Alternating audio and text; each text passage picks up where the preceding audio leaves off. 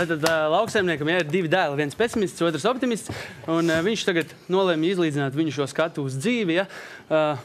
Tāpēc nākamajā dienā, kad reiz ir viņiem abiem dzimšanas diena, viņi ir dvīņi.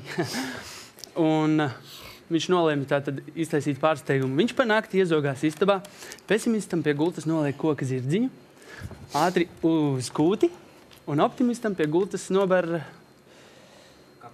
zirga ābolus. Nākamais rīts viņš pa durvju šķirbu skatās. Kas notiek?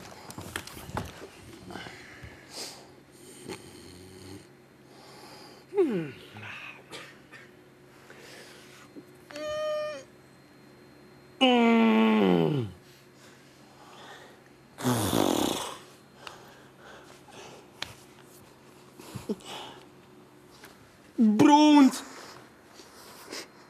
Es gribēju zaļu! Koka! Bet es gribēju īstu!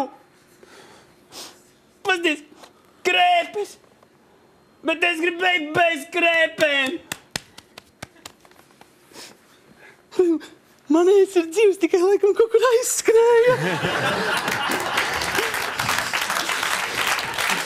Piedāvāja Appenītis Premium. Nāk kā saukts.